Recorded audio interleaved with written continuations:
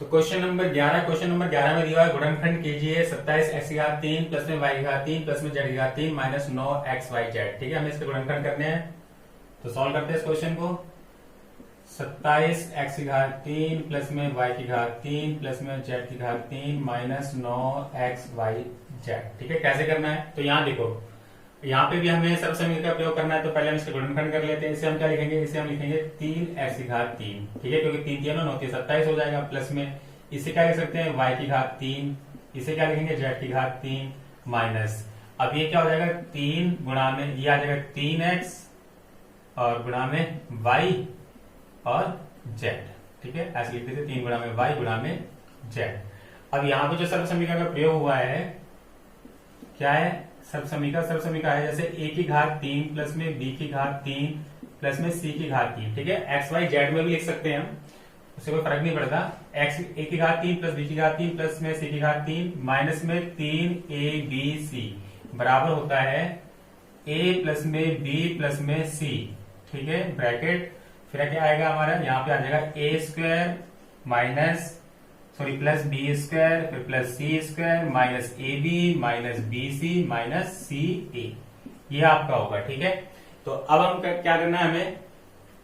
ए हमारे पास क्या हो जाएगा? यहां हम लिख देते हैं। ए हो जाएगा हमारे पास 3x। ठीक है, ए हो गया 3x, बी हो जाएगा हमारे पास y और सी हो जाएगा हमारे पास z। ठीक है, तो यहां देखो ये इसके फॉर्म में बनना है a3 माइनस 3abc। तो बराबर में क्या आएगा? देखो a क्या था हमारे पास? 3x, b कितना है हमारे पास? y और c कितना हमारे पास? z। तो 3x plus y plus z, और ये कितना आ जाएगा? a कितना है? 3x, तो 3x का स्क्वायर आ जाएगा, प्लस b कितना हमारे पास? y, तो y का स्क्वायर आ जाएगा, प्लस में c कितना हमारे पास? z का स्क्वायर आ जाएगा, माइनस अब a कितना था हमारे पास? 3x, तो 3x गुणा में कितना आएगा? y आ जाएगा, फिर माइनस b कितना हमारे पास? y और c कितना हमारे पास? z, तो y गुणा में कितना आ जाएगा? z आ जाएगा, माइनस c कितना हमारे पास? z, और a कितना हमारे पास? 3x, तो 3x आ जाएगा। ठीक है, अब हमें इसका गुणा करना है। तो ये हो जाएगा 3x प्लस में y प्लस में z। ठीक है, इसे खोलेंगे 3 3 9x स्क्वायर हो जाएगा, प्लस में इसे ये हो जाएगा y स्क्वायर प्लस में z स्क्वायर, ये हो जाएगा माइनस का 3xy माइनस yz, और ये कितना हो जाएगा? ये हमारे पास z गुणा में 3x। ठीक है, तो माइनस का क्या आ जाएगा? 3zx। ये आपका उत्तर। इस तरीके से इस प्रश्न को आपको हल करना था। आई होप सभी को समझ में आया होगा ये प्रश्न। देखो, आप यहाँ पे 3zx है या 3xz लिख लो, उससे कोई फर्क नहीं पड़ता। ठीक है, 3xz या 3zx लिख लो। अब हम बात करेंगे प्रश्न नंबर 12 को हल। प्रश्न नंबर 12 को ध्यान से देखना, थोड़ा सा लेंथी क्वेश्चन है, अगर आप ध्यान से देखोगे तो आपको क्वेश्चन समझ में आ जाएगा। तो देखो, हमें यहाँ पे सत्यापित करना है लेफ्ट हैंड साइड को राइट हैंड साइड वाले पार्ट के। तो हम यहाँ से देखो क्या लेंगे? राइट हैंड साइड लेंगे। ठीक है, राइट हैंड साइड। अब राइट हैंड साइड लिखो, यहाँ पे क्या है? 1/2 x प्लस में y प्लस में z, और ये आ जाएगा x माइनस वाई पूरे का स्क्वायर प्लस में y माइनस z पूरे का स्क्वायर प्लस में z माइनस x पूरे का स्क्वायर। ठीक है, अब हमें क्या करना है? सबसे पहले तो हमें इसका फॉर्मूला ओपन करना है। ठीक है, ये हो जाएगा 1/2 x plus y plus z हो जाएगा। ठीक है, अब इसको खोलेंगे तो क्या आएगा? x स्क्वायर प्लस में 2xy, सॉरी माइनस का आएगा क्योंकि माइनस का है यहाँ पे, माइनस का 2xy प्लस में y स्क्वायर। ऐसे इसको खोलेंगे, ये आएगा हमारे पास y स्क्वायर माइनस का 2yz प्लस में z स्क्वायर। ठीक है, ऐसे इसको खोलना है तो क्या आएगा? z स्क्वायर माइनस का 2zx या 2xz लिख लो, 2xz और प्लस का x स्क्वायर। ठीक है, ये आ गया आपके पास। अब यहाँ पे क्या आ जाएगा? ये आ जाएगा 1/2 और ये हो जाएगा x प्लस में y प्लस में z। अब यहाँ पे अगर हम x को देखें तो एक x ये रहा और एक x ये रहा, तो कितने x स्क्वायर हो जाएंगे? ये हो जाएंगे 2x स्क्वायर। ऐसे ही y, ये y एक ये y, तो कितने y स्क्वायर हो जाएंगे? 2y स्क्वायर हो जाएंगे।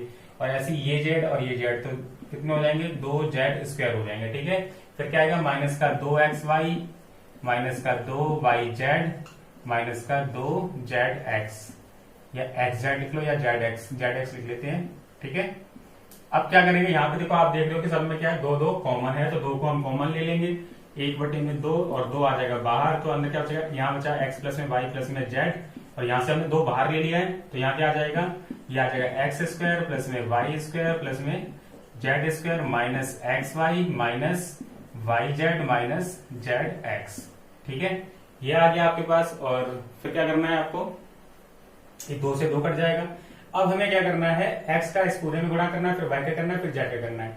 तो x का गुणा करेंगे इस पूरे में, तो एक्स स्क्वायर प्लस में वाई स्क्वायर प्लस में z square minus x y minus y z minus z x. ठीक है, तो पहले x का किया हमने इसमें पूरे में गुणा, फिर क्या करेंगे y का करेंगे, फिर z का करेंगे। ठीक है, फिर यहाँ पे प्लस का साइन है, प्लस ले लेंगे, फिर y का पूरे में गुणा करेंगे, एक्स स्क्वायर प्लस में वाई स्क्वायर प्लस में जेड स्क्वायर माइनस का एक्स वाई माइनस का y z minus z x. ठीक है, अब हमें क्या लेना है, अब हमें जेड का गुणा करना है, तो प्लस में लिखेंगे जेड, और क्या आएगा हमारे पास एक्स स्क्वायर प्लस में y square plus z square minus x y minus y z और minus z x.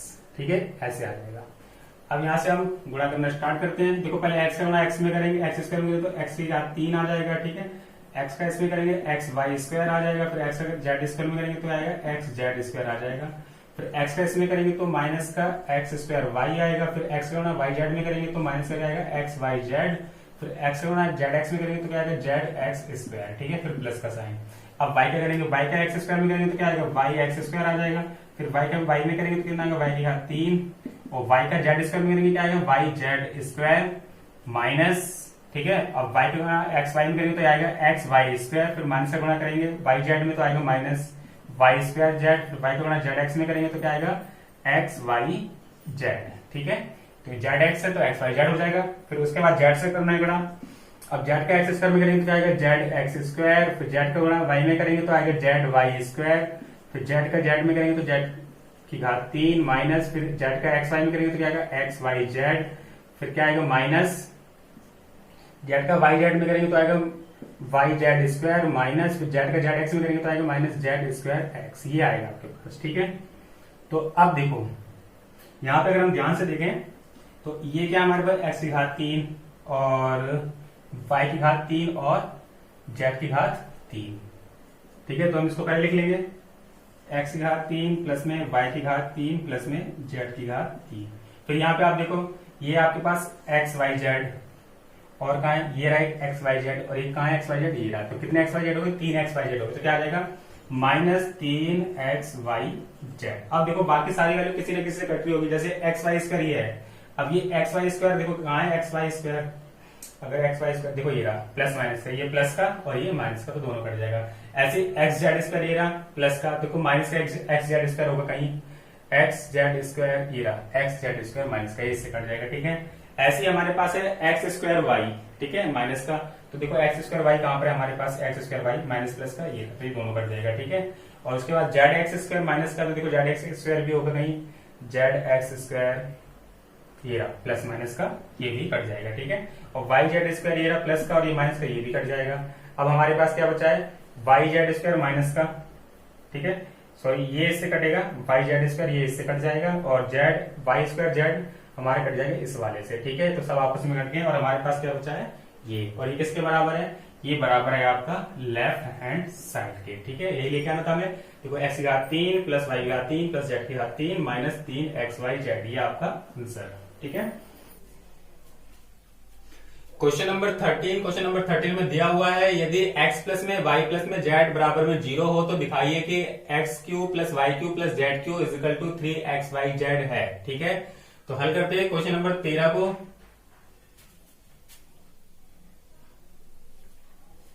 Question number 13 में दिया हुआ है यदि x प्लस में y प्लस में z बराबर में 0 हो तो दिखाइए कि x की घात 3 प्लस y की घात 3 प्लस में z की घात 3 बराबर है 3xyz है। ठीक है, तो हल करते हैं क्वेश्चन नंबर 13। तो सबसे पहले हमें सर्व समीकरण लिखनी है, सर्व समीकरण। अब यहाँ पे जो सर्व समीकरण हम प्रयोग करेंगे वो है x की घात 3 प्लस y की घात 3 प्लस z की घात 3, ठीक है, माइनस 3xyz बराबर में किसके होता है x प्लस में y प्लस z ब्रैकेट के अंदर ये आएगा, फिर एक्स स्क्वायर प्लस में y square plus z square minus x y minus y z minus z x. ठीक है, इस सर्व समीकरण का प्रयोग करेंगे। अब यहाँ पे देखो आपको दिया हुआ है क्या x प्लस में y प्लस में z बराबर में 0। ठीक है, अब ये क्या हो जाएगा हमारे पास 0 हो जाएगा। ठीक है, ये 0 हो जाएगा तो 0 गुणा में क्या आएगा, एक्स स्क्वायर प्लस में वाई स्क्वायर प्लस में z square minus x y minus y z minus z x. ठीक है, कारण में लिखेंगे बिकॉज x प्लस में y प्लस में z बराबर क्या है आपका 0 है। ठीक है, तो ये पूरा क्या हो जाएगा आपका 0 हो जाएगा। और ये हमारे पास क्या है यहाँ पर देखो, x की घात 3 प्लस में y की घात 3 प्लस में z की घात 3 माइनस 3xyz, ये आ गया। अब यहाँ क्या आ जाएगा देखो, x की घात 3 प्लस में y की घात 3 प्लस में z की घात 3, तो ये पूरा 0 हो जाएगा। और ये 3xy इधर आएगा तो किसका हो जाएगा, प्लस का हो जाएगा 3xyz। ठीक है, माइनस का किसका हो जाता है, प्लस का। तो ये हो गया x की घात 3 प्लस में y की घात 3 प्लस में z की घात 3 बराबर में कितना आ गया, 3xyz। तो यही हमको सिद्ध करना था। ठीक है, x की घात 3 प्लस में y की घात 3 प्लस में z की घात 3 बराबर 3xyz, ये आपका आंसर। ठीक है, बहुत ही आसान सा क्वेश्चन है।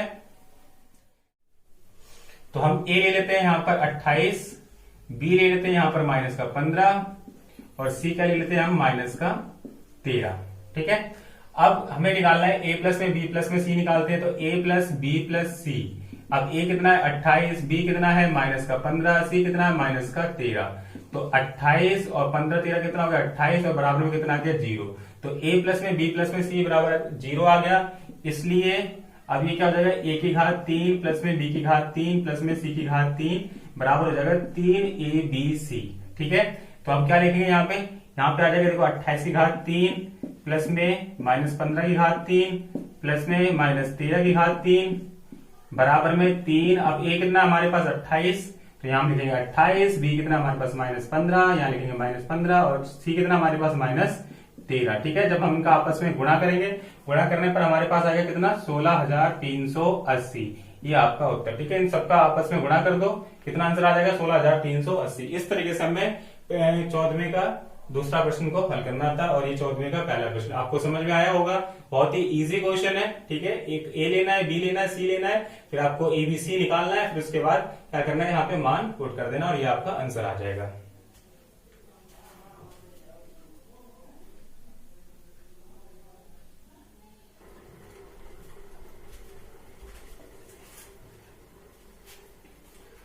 अब क्वेश्चन नंबर 15 में दिया हुआ है, नीचे दिए गए आयतनों जिनमें उनके क्षेत्रफल दिए गए हैं में से प्रत्येक की लंबाई और चौड़ाई के लिए संभव व्यंजक दीजिए। ठीक है, तो हमें लंबाई और चौड़ाई निकालनी है।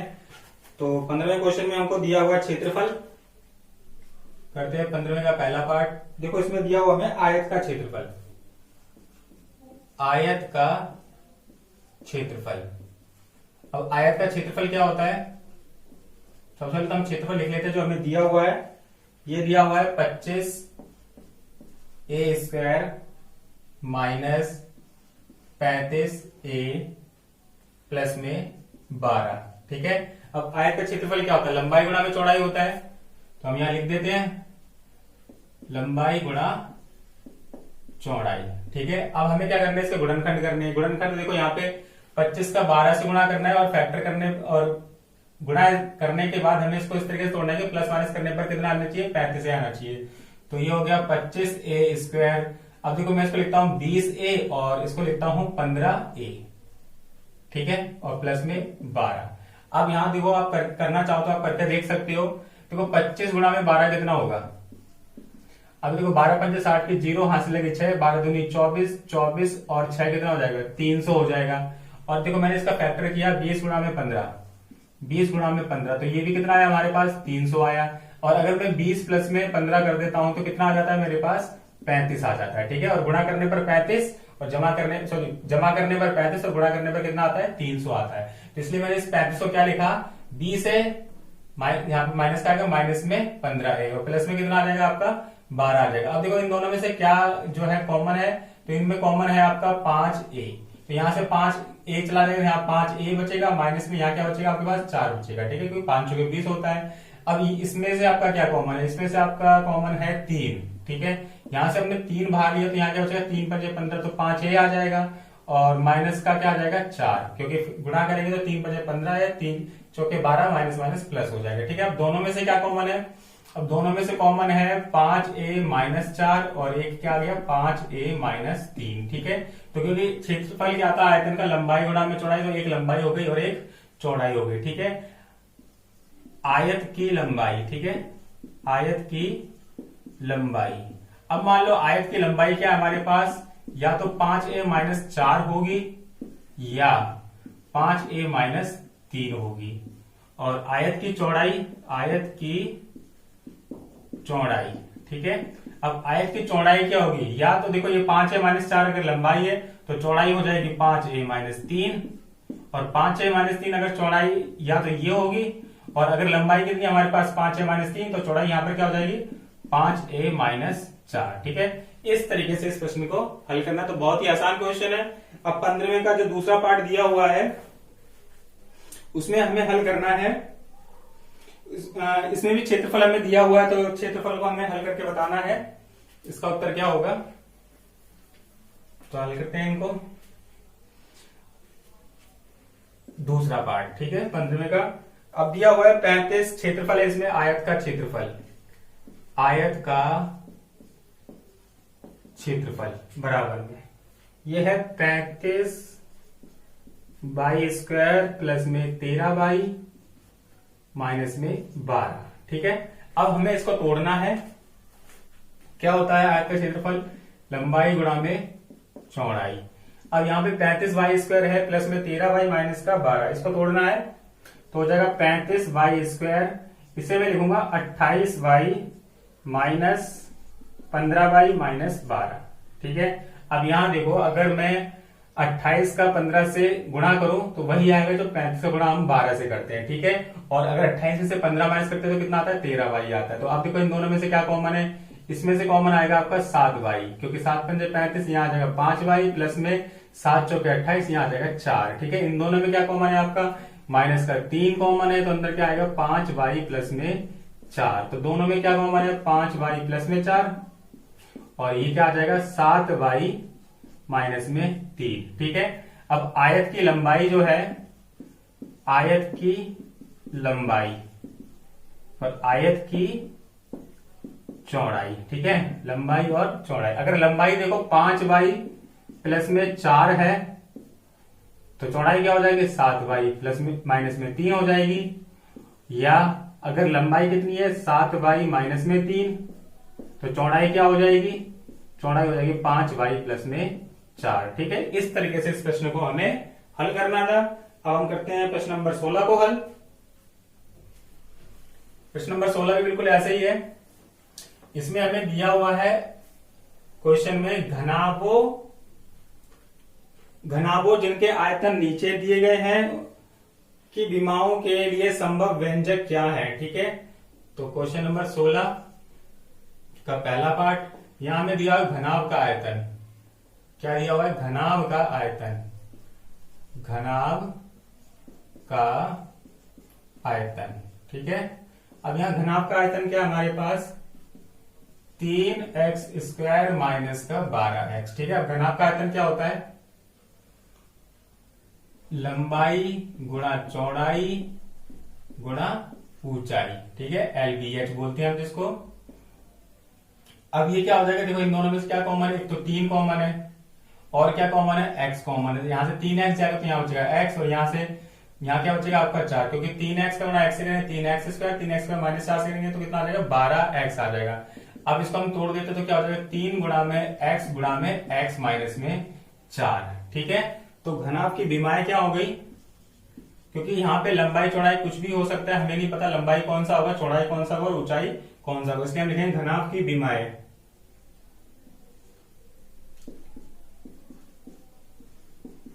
तो यहां पे घनाभ की विमाएं क्या हो जाएंगी आपकी 3x और x माइनस 4, ठीक है। इस तरीके से इस प्रश्न को हल करना था। अब हम करते हैं प्रश्न नंबर 2 की बात।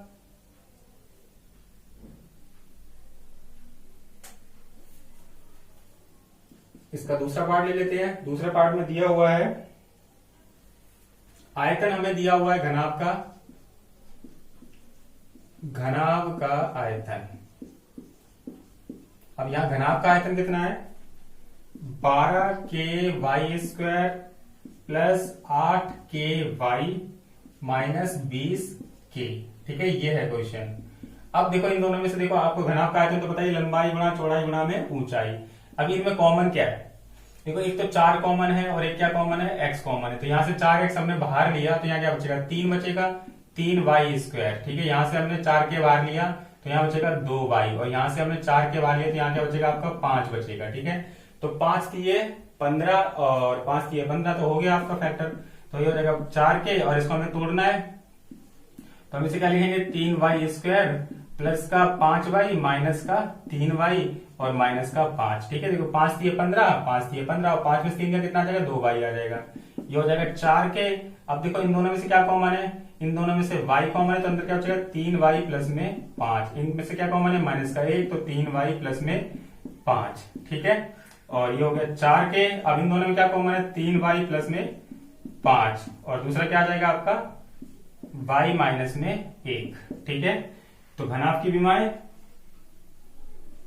अतः घनाभ की विमाएं, अब यहां अतः लिखना चाहो तो लिख सकते हो, अतः घनाभ की विमाएं। ठीक है, यहां की लिख लो, ज्यादा अच्छा रहेगा। अतः घनाभ की विमाएं क्या क्या होंगी, 4 के, 3y प्लस में 5, y माइनस में 1 है। ठीक है, तो एक्सरसाइज 2.5 जो है पूरी कंप्लीट हो चुकी है अब। Thank you.